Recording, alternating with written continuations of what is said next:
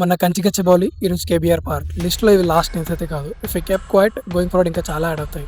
Bachupally forest, Mahavir Harina Vanasthalipuram national park and Kukatpally green area KPHB దగ్గర ఉన్నది. ఇవి కూడా యాడ్ అవుతాయి.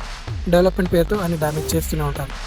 So hello, welcome to unscripted with Prashanth, where we talk everything, hide nothing. ఇప్పటికే మీకు టాపిక్ ఏంటో అర్థమైపోయి ఉంటుంది. బట్ దీనికి ఒక బేస్ సెట్ చేయాలన్నా, ఈ డిఫారెస్టేషన్ ఎక్కడి నుంచి స్టార్ట్ అయిందన్నా చెప్పాలంటే ఫస్ట్ మనం యూనివర్సిటీ ఆఫ్ హైదరాబాద్ గురించి మాట్లాడాలి.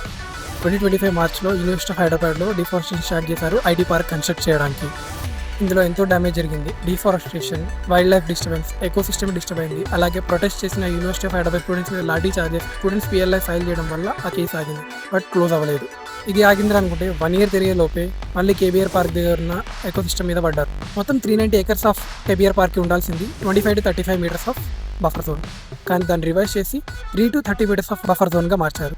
అలా రివైజ్ చేయాలన్నా ఒక ప్రాక్టీస్ ఉంటుంది. పబ్లిక్ హియరింగ్ అని, ఎకో సెన్సిటివ్ జోన్ అసెస్మెంట్ అని, ఇలా కొన్ని ఫాలో అవ్వాలి.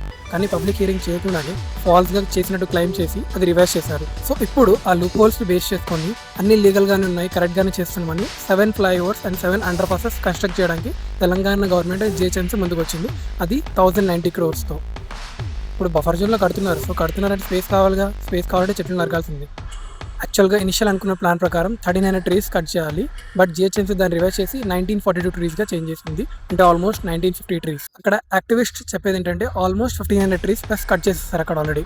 అది కూడా వితౌట్ వాల్టా యాక్ట్ క్లియరెన్స్ లేకుండా. దీనివల్ల జరిగిన లాస్ మళ్ళీ same: deforestation, wild life disturbance, eco system disturbance, ఇంకా చాలా. కోర్టు ఇంకా సీరియస్ అయ్యి స్టే ఆర్డర్ చేసింది. 25 to 35 meters ఉంది బఫర్ జోన్. అక్కడ కట్ చేసినందుకు సీరియస్ అయ్యి స్టే ఆర్డర్ విధించింది. అక్కడ కంపారిజన్ చేయాలంటే రెండు సేమ్ ప్యాటర్న్ ఫాలో అయ్యారు. కంచిగచ్చిబౌలిలో ఐటీ పార్క్ అని, కేబీఆర్ పార్క్ దగ్గర ఫ్లైఓవర్స్ అని. రెండిట్లో తేడా ఏం లేదు. ఇన్ఫ్రాస్ట్రక్చర్ పేరుతో ఎన్వైర్న్మెంట్ని పాడు చేయడం. అండ్ మోస్ట్ ఇంపార్టెంట్లీ రెండిట్లో చెప్పాలంటే వితౌట్ పబ్లిక్ కన్సర్న్ డిఫారెస్టేషన్ అనేది చేశారు. 2 green lungs of Hyderabad were planned to damage with 1 playbook. మరి దీనికి ఆల్టర్నేటివ్స్ లేవా అంటే ఉన్నాయి. కేబీఆర్ పరంగా చెప్పాలంటే జంక్షన్స్, రూట్స్ రీడిజైన్ చేయడం, స్మార్ట్ సిగ్నల్స్ పెట్టి సింక్రనైజ్ చేయడం, పబ్లిక్ ట్రాన్స్పోర్ట్ పెంచడం, జెన్యున్గా పబ్లిక్ కన్సల్టేషన్ తీసుకొని, అలాగే ఎకో సెన్సిటివ్ జోన్ అసెస్మెంట్ పెట్టి దాన్ని బేస్ చేసుకుని ఒక అనాలిసిస్ వచ్చి అప్పుడు కూడా చేయొచ్చు. మీరు వాటి అవుట్కమ్స్ ఇంకా బెటర్గా ఉంటాయి.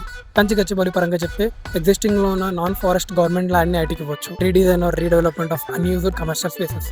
పాతవి చాలా ఉన్నాయి, అన్యూజ్డ్గా కమర్షియల్ ఉన్నది. సో వాటిని కూడా ఇవ్వచ్చు. And out of the city అవుట్స్కట్స్లో కూడా ఇవ్వచ్చు. అండ్ కంచిగచ్చిబౌలి ఫారెస్ట్ అనేది యూనివర్సిటీ ఆఫ్ హైదరాబాద్కి అంటుకుని ఉంది. ఒకవేళ కాలేజ్ని ఫారెస్ట్ని ఇంటిగ్రేట్ చేస్తే పెద్ద అసెట్ అవుతుంది కాలేజ్కి. అది ఎకలాజికల్ రీసెర్చ్ కానీ ఇంకా వెయిట్కైనా కానీ. ఆల్టర్నేటివ్స్ ఉన్నాయి, కానీ బుల్డోజర్స్ ఫాస్ట్గా వర్క్ చేస్తాయి. అది డెవలప్మెంట్ కాదు, ఒక చాయిస్ మాత్రమే. కానీ అది రాంగ్ చాయిస్ కూడా. The city fails its forest to bring flyovers isn't moving forward. It's just arriving faster with nothing left to breathe. So that's our page for today. మరో టాపిక్తో ఇంకో పేజ్లో మళ్ళీ కలుద్దాం. I'm your Prashant, signing off.